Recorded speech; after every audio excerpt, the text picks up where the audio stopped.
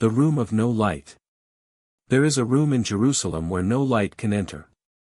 Not because it is sealed, but because it has learned to refuse illumination. They say the veil that once tore in the temple lives on as a breath in that room. I stood there for 3 days. Not waiting. Not meditating. Just unlearning. And on the 4th day, a soundless word rose from within me. You are not here to understand. You are here to be undone. I wept, not because of sorrow, but because I had finally run out of questions. Chapter, Miriam's eyes. She found me again near the Temple Mount. Only this time, she did not speak of chalices, spirals, or prophecy. She spoke of me. Jaden, why do you always walk like you're being followed by time? I had no answer. She took my hand and pressed it to her heart. If you keep searching the sky for signs, you'll miss the God hiding in your breath. That night, we lay under the stars without asking the constellations anything. And for the first time, I slept. Not dreamless, but unafraid of waking. Chapter, The Chalice Emptied. I returned to the monastery in Luxor. The chalice of shadow was there, on the altar. Empty. Cracked. But beside it, was a second Jaden. Younger. Eyes wild with mission. He looked at me and whispered. What did it cost you to give up the search? I didn't answer. I just embraced him. And when I opened my eyes again, there was only the chalice. Whole. Not full of light, or shadow, or silence, but stillness. Chapter, Letters that never arrived. I found a stack of letters written in my own handwriting. Each addressed to people I had lost, my father, my first love, myself at age 9. None were sent. In one, I read. I thought salvation meant being chosen. Now I think it means choosing not to run when the fire gets close. In another. If God is silent, perhaps it is because he wants to hear your voice. And in the last. Jaden, you don't need to be the vessel. You only need to be true when no one is watching. I burned them under the stars. And felt forgiven. Final chapter, we were never meant to see it all. At the edge of the Sinai, I sat by a Bedouin woman who had never heard of spes bona. She brewed tea over the sand.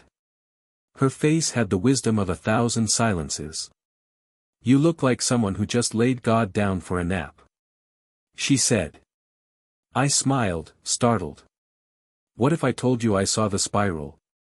The chalices? The Antichrist? She stirred her tea. Then I would ask, did it make you kinder? I said nothing. But when I looked at her, I knew the spiral had led me here. Not to change the world. But to change how I sit with it. Closing lines. I still hear the whisper of the chalices. But I no longer chase them. I write now. Not to reveal prophecy. But to remember presence. To whisper into the void. We were never meant to see it all. Only to carry what was ours to hold, and let the rest be mystery. And that is enough. Chapter, The Fire Beneath the Sand. The Sinai desert was hushed under its eternal sky, and the dunes curved like ancient scrolls, the kind you don't read, but feel through your feet.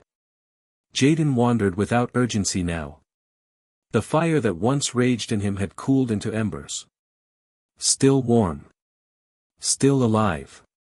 But no longer destructive. That was when he saw her. She sat on a low rug of faded red, surrounded by nothing but sand and a copper kettle suspended over a tiny flame. No tent. No caravan. Just her, like a punctuation mark in the wilderness. You're not lost. She said, before he could speak. You're just too full to move. Jaden blinked. He hadn't said a word. How did you know I was coming? He asked. She smiled, slowly. Her skin was creased like dry riverbeds, and her eyes, dark as obsidian, did not blink often. I didn't. But the desert did. It always calls its tired prophets home. She poured 2 cups of tea. The fragrance was earthy, bitter, calming. You've tasted too many riddles, she said. Try something simple. They sat in silence for a long time, sipping slowly. Then she asked, almost playfully. What did you think you'd find, chasing secrets? Jaden hesitated. His mind had answers, but his mouth wouldn't form them. She reached into the sand and pulled out a handful of earth, letting it fall back down grain by grain. Truth isn't like this, she said. It doesn't scatter. It roots. Jaden watched the grains fall. What does that mean? It means, if your truth floats in the wind or dances in symbols too long, it loses its shape. Real truth sits with the sick. Waits with the grieving. Feeds the hungry. It's not always pretty. But it's present. Jaden looked at her more closely now. There was no mysticism in her. No visions, no sigils. Yet she carried a gravity the scrolls of Babel and the chambers beneath Jerusalem had not. Do you believe in prophecy? He finally asked. She shrugged. I believe in people. And sometimes, a whisper that comes in the wind. But prophecy is like salt. A little reveals flavor. Too much spoils the whole stew. She glanced at his palms, calloused from travel. Your hands still tremble, Jaden. Not from fear, but from needing to fix something. You carry the world like a cracked bowl, always trying to mend what was never yours to hold. But what if I was meant to carry it? He asked softly. Then carry it gently. And only as far as love allows. Even God stopped on the 7th day. The tea was gone. The fire beneath the kettle hissed and died out. Jaden stood slowly, as if rising from an invisible weight. Will I ever return here? He asked. She smiled, not answering the question, only offering her last words. We are not remembered for what we uncover, but for how we sit beside others who are breaking. Find someone whose fire is fading, and warm your hands with them, not around them. He nodded, heart stilled. And when he looked back after walking just 10 steps, she was no longer there. Only the rug. And the still warm sand where her kettle had been. Chapter, The Name Beneath the Name. Jaden walked until his feet bled into the earth, until the desert became more than sand, until it became scripture. Not one to be read aloud, but to be walked barefoot. His breath had slowed. His thoughts no longer raced to finish what he hadn't begun. Each footfall felt like punctuation in a prayer he was only now beginning to understand. He came to a place where the wind did not blow. No ruins. No inscriptions. Just a stone, half buried, cracked down the middle like an unspoken vow. On it was a single word. Faint. Etched not by hand, but by weather, time, and perhaps, intention. The word was. He knelt before it, not out of reverence, but recognition. It wasn't a name. It was a breath. Half of a name that could never be owned. Only known in silence. And in that moment, Jaden Dean remembered what the Bedouin woman had said. If your truth floats in symbols too long, it loses its shape. This was not a symbol. It was the echo of God's inhale. Before light. Before chalices. Before time began to tick. Jaden didn't try to speak it. He simply matched his breath to its rhythm. Inhale, yeah. Exhale, H. And there, in the vastness where prophecy had once blinded him, he found what he was never meant to see. Only to become. He wept again. But these were not tears of loss or exhaustion. They were the kind that fall when a soul finally remembers its original shape. Final chapter, the mountain that whispers. They say no one hears God on Sinai anymore. But Jaden climbed anyway, not as a seeker, but as a son returning home. The wind at the summit was thin, and the silence thick as honey. He carried nothing. No books. No relics.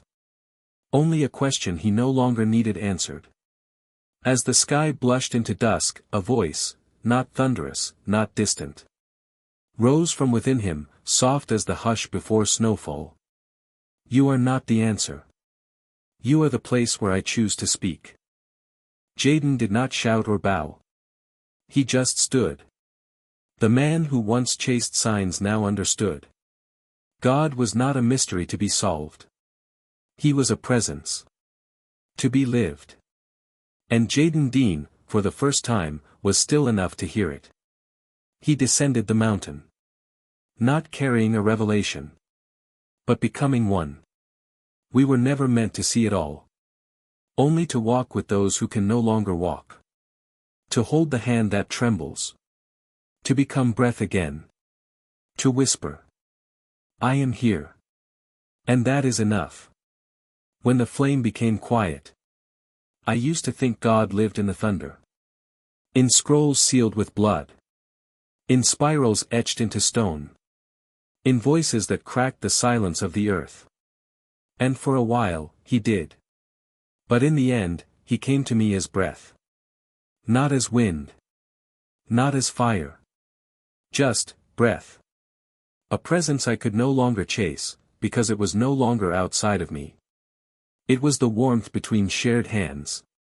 The silence between two sentences. The stillness that remained after the question fell away. I met kings in catacombs. Saw symbols burn behind my eyes. Stood before shadows dressed as light.